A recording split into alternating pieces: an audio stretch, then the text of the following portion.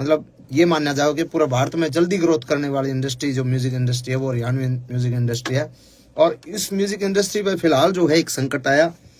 संकट के है कि भाई उस म्यूजिक इंडस्ट्री के कुछ एक जो गाने हैं वो डिलीट करने लग रहे हैं, डिलीट करे गए। डिलीट क्या, बैन किया गया उनको, डिलीट नहीं कह सकता मैं इनको, डिलीट नहीं हुए क्योंकि वो इंडिया में बैन कर दिया गया कि भारत सरकार जो है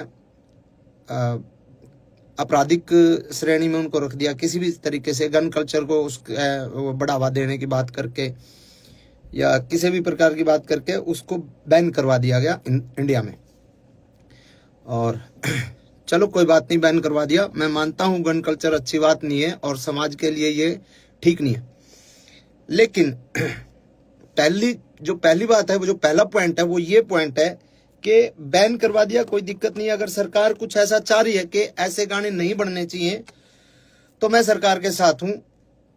सरकार अगर चाह रही है तो सरकार ने बिल्कुल इस कदम को उठाया है, तो इसको फिर अगर हम सफाई करने लगते हैं ना, सफाई करने लगते हैं और गर्दा पड़ा है, फूल पत्ते पड़े हैं, पॉलिथीन पड़ी है, कागज पड़े हैं, उसमें हम पॉलिथीन कागज ठाल गर्दार वो पत्ते पत्ते उनमें पड़े रहे, तो उस सफाई को सफाई नहीं कहते मेरे भाई, उस सफाई को सफाई नहीं कहते। अगर सफाई करनी है तो ढंग से करो।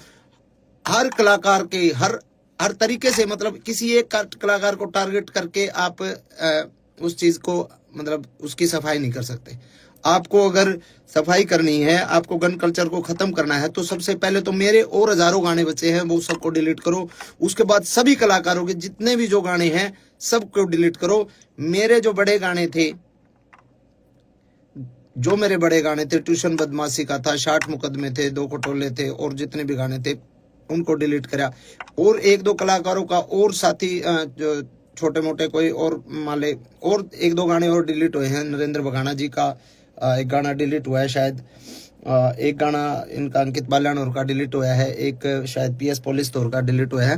तो ये 1-2-3 और डिलीट करे गए ताकि ये ना लगे कि भाई अकेला मासूम क्यों है।